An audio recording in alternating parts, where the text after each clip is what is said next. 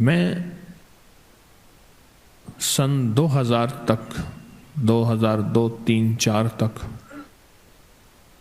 غالباً اسلام آباد میں ملاقاتیں کرتا تھا لوگوں سے، وقت مقرر تھا، جگہ بھی تھی۔ ایک صاحب وہ ہر دفعہ آتے تھے، مریض آنے کا نہیں ہے، وہ آئی سی یو میں اور گزشتہ 2.5 پونے 3 سال سے کومے میں ہے، بے ہوش ہے، نہیں آ سکتا، آپ دیکھ لیں۔ میں گیا تو مریض کو دیکھا تو بالکل بے ہوش پڑا ہوا ہے، بہت بڑے اپنے شعبے کے بڑے تھے وہ شخص، ملک بھر کے بڑے لوگوں میں ان کا شمار ہوتا تھا۔ میں نے دیکھا نا، مجھ سے کہنے لگے، کوئی کہتا ہے جادو ہے، کوئی کہتا ہے مرض ہے۔ 2.5 سال سے خاتون پڑی ہے، اس کو ہوش نہیں آیا، نہ زندہ ہوتی ہے نہ مرتی ہے۔ اللہ کی طرف سے میرے دل میں کچھ اللہ نے چھوٹا موٹا جو اپنے علم میں سے علم کا ذرہ عطا کی ہے، اللہ کے پاس تو علم کے خزانے ہیں۔ میں نے کہا اس کے لیے استغفار کریں، اور ایک پوری کی پوری ٹیم بٹھائیں، کوئی مخلصین کی ہو جو استغفار کرے اس کے لیے، اور استغفار یہ کرے کہ اللہ تو اس کی روح اپنے پاس لے لے اور اس کو موت دے دے، بس استغفار کریں۔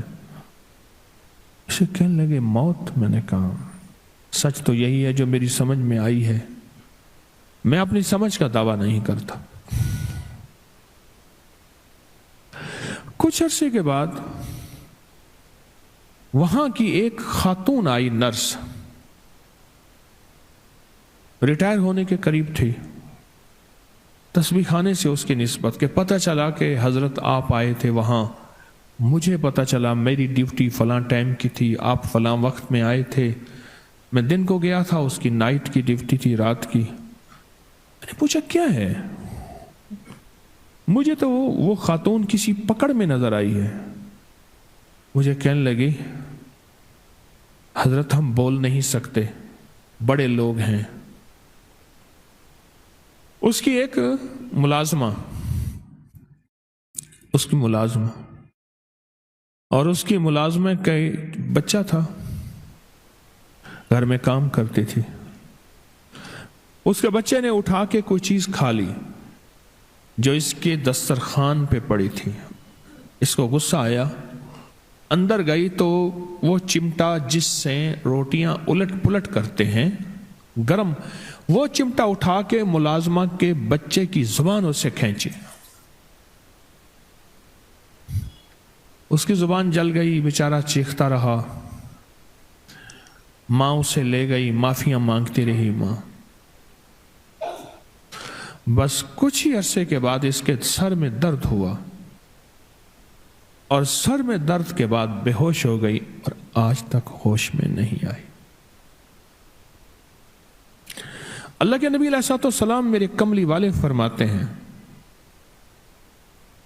میں 70 دفعہ صبح اور 70 دفعہ شام استغفار کرتا ہوں۔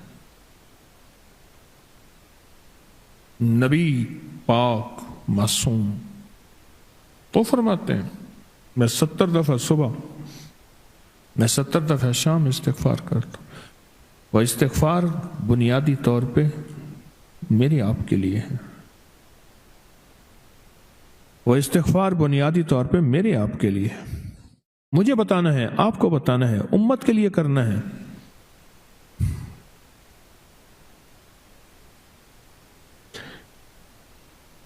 اور اگر استغفار ہماری زندگی سے چلا جائے، نکل جائے، تو زندگی میں واقعات آتے ہیں، مشاہدات آتے ہیں، مشکلات اور پریشانیاں آتی ہیں۔ توبہ استغفار، توبہ استغفار۔